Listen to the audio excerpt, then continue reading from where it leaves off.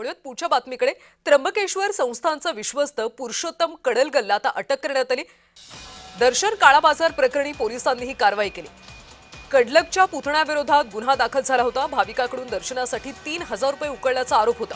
मंदिर संस्थानच्या विश्वस्ताच्या अटकेने त्र्यंबकेश्वरमध्ये सध्या खळबळ माजली। तर दर्शन काळाबाजार प्रकरणी पोलिसांनी एक महत्त्वाची आणि मोठी कारवाई केली। भाविकाकडून दर्शनासाठी 3000 उकळल्याचा आरोप होता। कडलगच्या पुतण्याविरोधात गुन्हा दाखल झाला होता।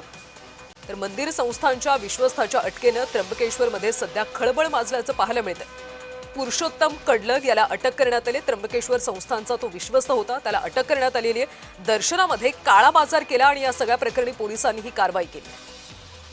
पुरुषोत्तम कडलग याला अटक करण्यात आली। कडलगच्या पुतण्याविरोधात सुद्धा याआधी गुन्हा दाखल होता। दरम्यान आता कडलगच्या विरोधात सुद्धा गुन्हा दाखल झालेला आहे। भाविकाकडून दर्शनासाठी 3000 उकळल्याचा त्याच्या पुतण्यावर सुद्धा आरोप होता। मंदिर संस्थानच्या विश्वस्ताच्या अटकेने सध्या त्र्यंबकेश्वरमध्ये खळबळ माजल्याचं पाहायला मिळतंय। अधिकची माहिती देत आहेत आमचे नाशिकचे प्रतिनिधी किरण गोटूर। किरण, पुरुषोत्तम कडलगला अटक करण्यात आली आहे, चौकशीमध्ये काय माहिती मिळाली?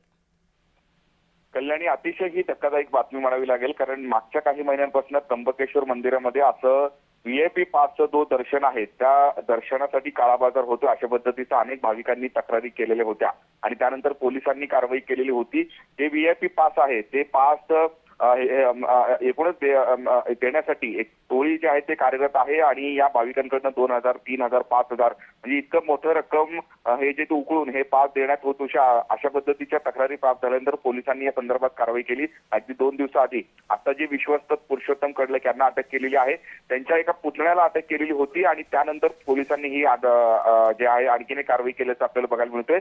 जे त्र्यंबकेश्वर मंदिर समितीचे विश्वस्त आहेत पुरुषोत्तम कडलग यांना आता ताब्यात घेण्यात आलेलं आहे, कारण याच काळाबाजार प्रकरणी 2 दिवसाआधी खरं तर कडलग यांच्या पुतण्याला अटक केलेली होती। आता थेट विश्वासावरती ही कारवाई केल्याने एका त्र्यंबकेश्वरमध्ये खळबळ उडाल्याचं आपल्याला बघायला मिळतंय। आता नेमकं पुरुषोत्तम कडलग यांच्यावरती कारवाई का केली, त्यांचा या सगळ्या काळाबाजारामध्ये सहभाग आहे का, आता त्या संदर्भात ही चौकशी केली जात आहे आणि काही वेळाने या सगळ्या संदर्भात त्र्यंबकेश्वरमध्ये पत्रकार परिषद सुद्धा होईल आणि त्या पत्रकार परिषदेमध्ये नेमकं पोलीस काय माहिती देतात हे बघणं महत्त्वाचं असेल। धन्यवाद किरण, या सगळ्या सविस्तर माहितीसाठी। तर कडलगच्या पुतण्याविरोधात याआधी गुन्हा दाखल होता आणि आता पुरुषोत्तम कडलगलाच अटक करण्यात आली। मंदिर संस्थानच्या विश्वस्ताच्या अटकेमुळे सध्या त्र्यंबकेश्वरमध्ये खळबळ माजली।